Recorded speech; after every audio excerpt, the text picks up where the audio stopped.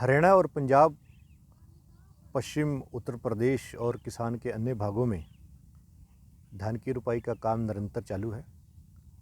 और धान की जो फसल है वो हमारी एक मुख्य फसल है। चावल को हम मुख्य रूप में आहार में प्रयोग करते हैं और किसान भाई इस किस्म से ये जो वैरायटीज़ हैं परमल धान की और बासमती वैरायटी इनकी निरंतर अच्छी उपज लेते हैं और जिससे उनको आर्थिक लाभ भी होता है और उनकी आर्थिक स्थिति भी अच्छी होती है।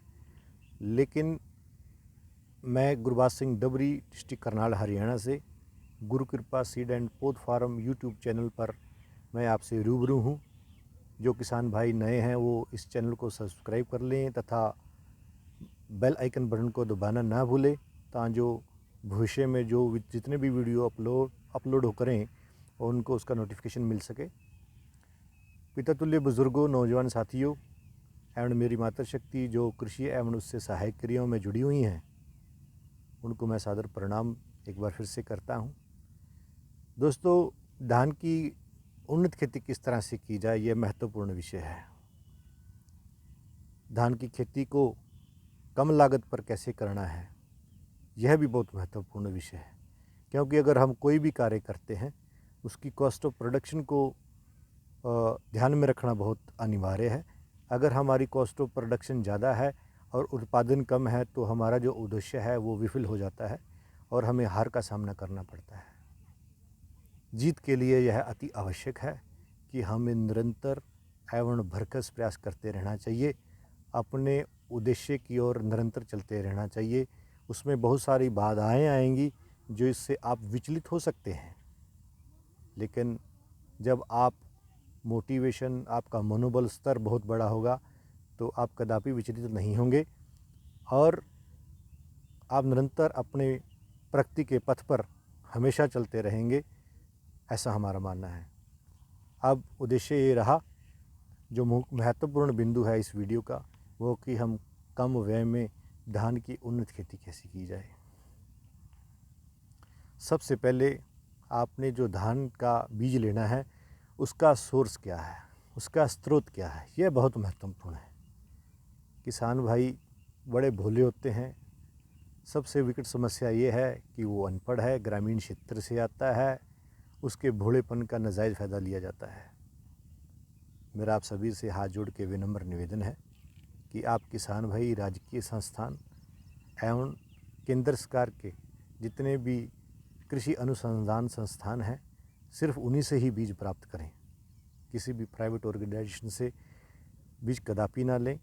अगर वो आपको बहुत अच्छी श्योरिटी देते हैं, आपको विश्वास देते हैं कि बीज अच्छा है तो ही बिना बिल के बीज ना लें।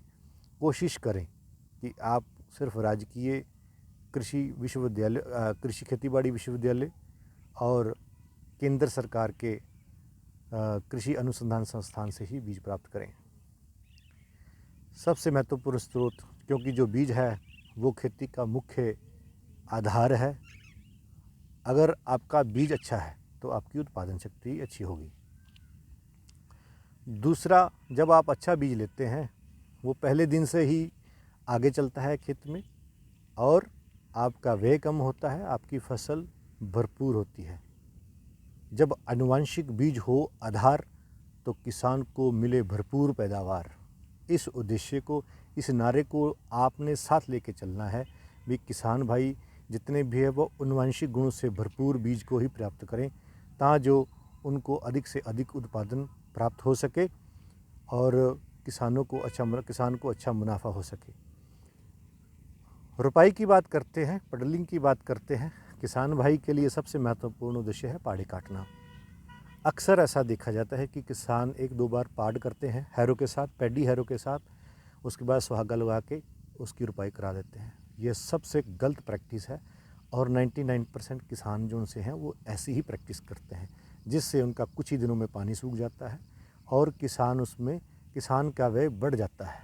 वो फसल की रुपाई होती है, फिर उसमें रासायनिक खादों का प्रयोग अधिक हो जाता है, उसमें कीटनाशकों का प्रयोग किया जहाँ कि उसमें अधिक फुटाव किया जाए। लेकिन बिना पानी के ये फसल नहीं होगा। आप रासायनिक खादों के माध्यम से, आप कीटनाशक के माध्यम से, आप इसका उत्पादन कदापि नहीं ले सकते जब तक कि आपके खेत में पानी भरपूर मात्रा में नहीं खड़ा है।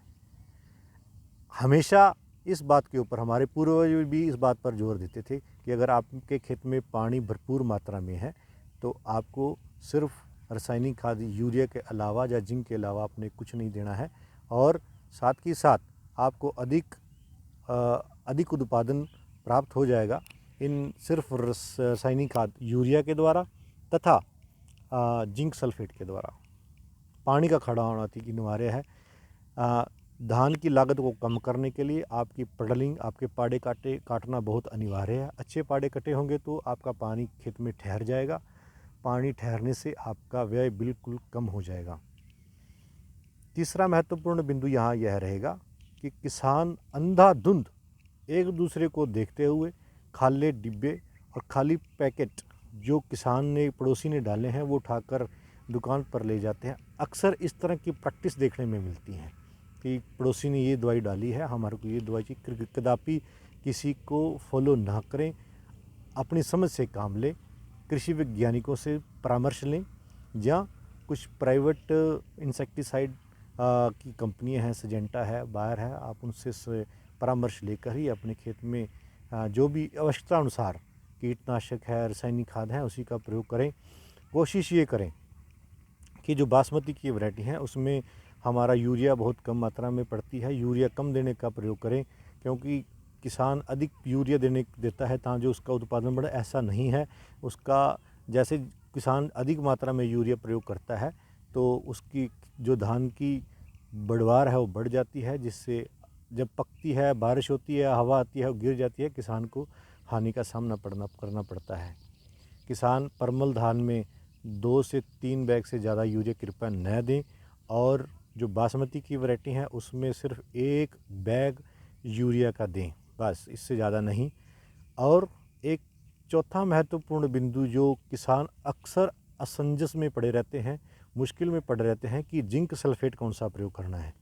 दोस्तों, सबसे पहले आज से 10 से 15 साल पहले जिंक सल्फेट 21% आया करता था, जो कि चंबल फर्टिलाइज़र के द्वारा भी निर्मित किया जाता था, करनाल में प्रभात फर्टिलाइज़र के द्वारा भी निर्मित किया जाता था। ये 10 किलो की पैकिंग में आता था और सभी किसान भाई इसको अपने खेत में डालते थे। अच्छा रिजल्ट मिलता था, लेकिन जैसे जैसे साइंस ने तरक्की करी, वैज्ञानिकों ने शोध किया, उसके बाद हमारे को जिंक सल्फेट 33% के रूप में मिलने लगा। जब पहले साल, आज से करीबन 10 से 12 साल पहले 33% जिंक को मार्केट में उतारा गया, तो उस समय यह 5 किलो की पैकिंग में आता था। इफ़को द्वारा इसको निर्मित किया गया, और जब निर्मित किया गया तो निरंतर ये देखने में आया कि जो उसकी रिकमेंडेड डोज थी, पूसा इफ़को का जो 33% जिंक था वो 5 किलो की पैकिंग था, और रिकमेंडेड डोज भी उसकी 5 किलो की है। लेकिन कंपनियों ने क्या किया, उसका कोस्ट अधिक होने के कारण उसकी 4 किलो की पैकिंग कर दी, जिससे किसान अपने खेत में उसको अंडर डोज प्रयोग करने लगा। जब किसान अंडर डोज प्रयोग करने लगा तो किसान को रिज़ल्ट पूरा नहीं मिलता था। इसलिए मेरा किसान भाइयों से अनुरोध है कि आप 33% जिंक का ही प्रयोग करें, लेकिन आपने 5 किलो जिंक डालना है। आपको बाज़ार में थैली 4 किलो की मिलेगी, लेकिन आपने दूसरी थैली में से निकाल के 5 किलो प्रति एकड़ के हिसाब से देना है। बाज़ार में आपको चिलेटेड जिंक दिया जाएगा, लिक्विड जिंक दिया जाएगा, वो आपने कदापि प्रयोग नहीं करना है। वो सिर्फ मार्केटिंग के फंडे हैं, विपणन के प्रबंधन के फंडे हैं। बहुत सारी कंपनियां डीलर्स को, दुकानदारों को स्कीमें देती हैं, और जो दुकानदार हैं वो स्कीम लेने के चक्कर में, बेनिफिट्स लेने के चक्कर में किसान को आधा किलो चिलेटेड जिंक डलवाते हैं। जो आधा किलो चिलेटेड जिंक है वो सिर्फ स्प्रे करने के लिए प्रयोग किया जाता है। जो किसान है वो, उनको मालूम नहीं है, और इसलिए वो गलत जिंक का प्रयोग करते हैं। और जो लिक्विड जिंक है वो को तो कदापि किसी भी यूनिवर्सिटी ने आज तक सिफारिश नहीं किया है कि आप चिलेटेड जिंक का प्रयोग करें, आप लिक्विड जिंक का प्रयोग करें। अगर आप इफ़को के सेल काउंटर पे जाते हैं, आपको वहाँ पर 33% जिंक मिल जाता है, आप उसी का प्रयोग करें। पांचवा महत्वपूर्ण बिंदु यह है कि जो किसान भाइयों ने रोपाई के 15 दिन, 1 महीने के बाद धान का जो पानी है उसको सुखाने का प्रयास करें। पानी जब सूख जाएगा तो उसमें निरंतर आप बत्तर जैसे ही खेत बत्तर आता है बत्तर पे पानी देने का काम करें, खेत में नमी पर्याप्त मात्रा में बनी रहे, ताकि जो किसान भाई हैं उसमें उसकी नमी कम ना होने दें और आपकी जो धान की फसल है वो निरंतर बढ़वार करती रहे। उसके बाद आपने ये देखना है, आप जितना भी व्यय रासायनिक खाद और कीटनाशकों पे प्रयोग करते हैं, आप उसका वो जो पैसा है आप उसकी बीमारी को रोकने के लिए आप स्प्रे के ऊपर खर्चा करें तो उस किसानों को और अधिक लाभ हो सकता है। जब कि आपका जीरी जो धान है 40 दिन की हो जाती है, आप उसमें जो मुख्य बीमारी है शीट ब्लाइट उसका आप स्प्रे दे सकते हैं। उसके बाद आप इनसे कोई छोटा हल्का गोब की सुंडी के लिए आपने स्प्रे देना है, आप फेम का स्प्रे कर सकते हैं। ज़्यादा आप कीटनाशक का प्रयोग न करें, उससे आपके किसान की आर्थिक जो कॉस्ट है, जो आर्थिक लागत बढ़ जाती है और किसान को आर्थिक हानि का सामना करना पड़ता है।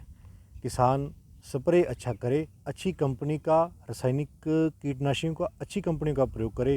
बायर है, सजेंटा है, सल्फर मिल है, ये सभी अच्छी कंपनियां हैं और ये अच्छी कंपनियां जो सी हैं अधिक रूप में अच्छा उत्पाद देती हैं और किसानों को अच्छा लाभ और रिजल्ट मिलता है इन दवाइयों का।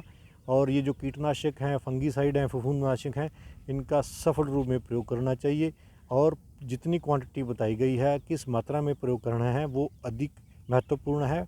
पानी जो सा है वो अधिक मात्रा में प्रयोग करना चाहिए। प्रति एकड़ 120 लीटर से लेके 160 लीटर पानी प्रयोग करना चाहिए, ताकि जो किसान भाई हर एक पौधे को अच्छी तरह से फफूंदनाशक दवाई दे सके, ताकि जो उनमें किसी तरह का बीमारी का प्रकोप ना रहे और किसान उसमें भरपूर उत्पादन ले सके। स्प्रे में जो स्प्रे करना है वो हमेशा आप इंटरवल के बाद कुछ दिनों के अंतराल के बाद लगातार प्रयोग करते रहें।